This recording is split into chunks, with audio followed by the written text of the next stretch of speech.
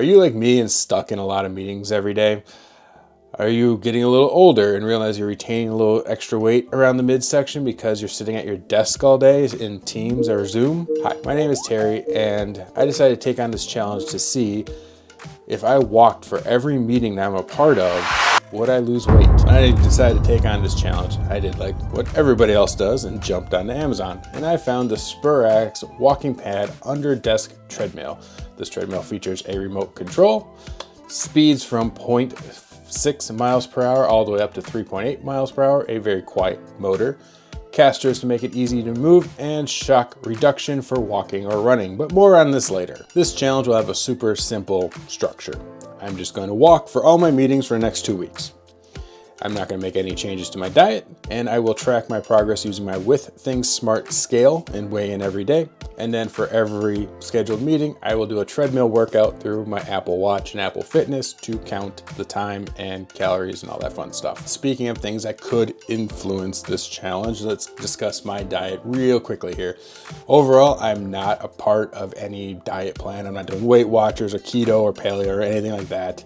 I just generally try to use some common sense and just eat whole foods versus heavily processed foods, limit carbs, prioritize protein, that type of a thing. I gave up pop a number of years ago just because talking to my doctor, my family history with diabetes, it was the safest and easiest thing to avoid that diabetes topic altogether. So I just generally drink black coffee when I need caffeine, like every day. Beyond that, the only time I have a pop really is if I go out to lunch on the once a month I go into the office just as a convenience play. Beyond that too, I'm not a heavy drinker. A few jobs ago, I used to work at a company. I had a bar in the office, so the social drinking after work was a lot higher than it is now. But now after a few job changes and having kids, I learned really quickly that if I have a beer after the little one goes to bed, then I'm not getting anything else done that night. So I just, at that point, kind of stopped drinking after hours, just because when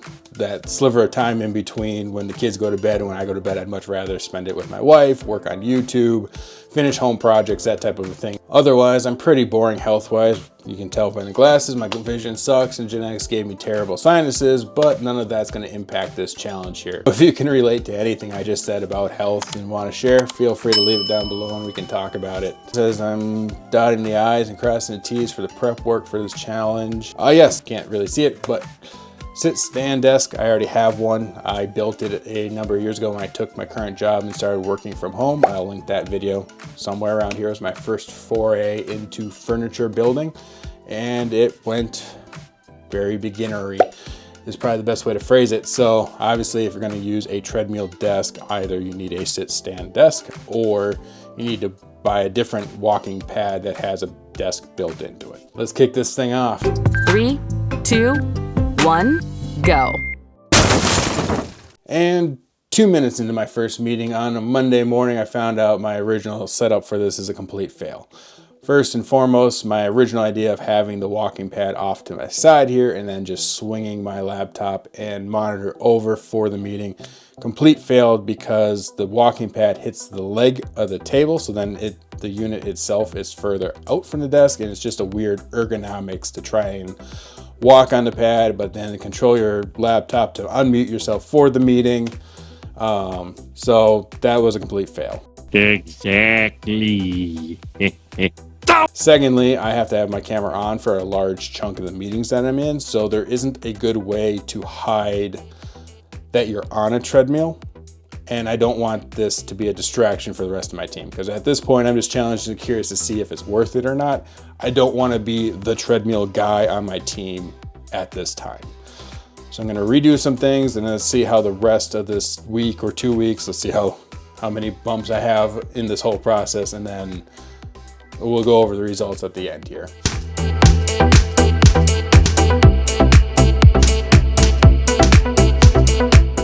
All right, 2 weeks done. And just in case you noticed that space on Monday there, it's because the previous Friday, the little one decided to bring some illness home from daycare and give it to me over the weekend, so I called in sick. But no worries, even though I didn't attend that meeting on Monday, I still made up the time on Tuesday. So Challenge complete. Before we go into the results, let's discuss the gotchas involved and the treadmill itself. So first and foremost, if you're like me and heavily invested in the Apple ecosystem and want to track this with your Apple Watch, treadmill workouts heavily rely on you swinging your arms. So if you're not swinging your arms because you are typing emails or doing other work while walking, it's going to prompt you asking you if you're done. So at this point, you have to decide which metrics are the most important for you to track, because the Apple Watch will track time and it'll track heart rate, but the distance is screwed up because of lack of motion.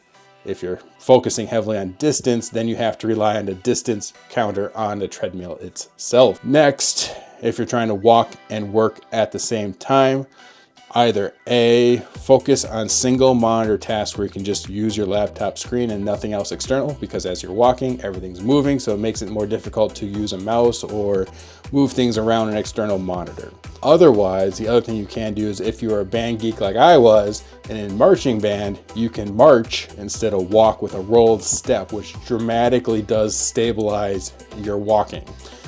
With that being said, it is marching is more intense than walking. And if you've ever been in marching band, you will know that. So it's a trade-off there. Walking is a low impact, low stress, easy effort thing. But then when you start doing a rolled step for a mile or two, that's a much different workout than just walking. So it's up to you on which way you want to do it. Just those are my two gotchas there. And then for the treadmill itself, it does work as advertised. It is shock absorbing for what it can do in that tiny space. It is very quiet. It's not a loud treadmill by any means. And it does work.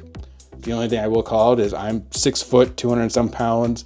I'm a bigger guy. It is a little narrow, but that is obviously by design. It's supposed to be an under the desk kind of tuck it out of the way easily when you're not working on it, supplement to your workday type solution, not a full-blown go run a marathon on it treadmill. See, that time I explained it good. So just keep that in mind if you're a big guy like me and do 2 hours straight on the treadmill to professional development. When you get a little bored and kind of stray a little bit and then kick the side, it's easy to do that because it is a kind of a narrow device. Then lastly, this is just nitpicky, but this remote didn't come with batteries. I had to supply my own AAA batteries for it. It only needs 2, not the end of the world. Over the last 2 weeks, I didn't fully comprehend all the extra stuff that was going to be in this period here. So I kind of treated it as like a normal 2 weeks, but in reality, we had some parent teacher conferences at daycare. I had my work anniversary lunch that had very tasty, but the definition of bad for you if you're trying to lose weight food, no booze, but very tasty food nonetheless. Multiple other things that came in with in-laws and things like that, where we actually ate out more than normal during that time.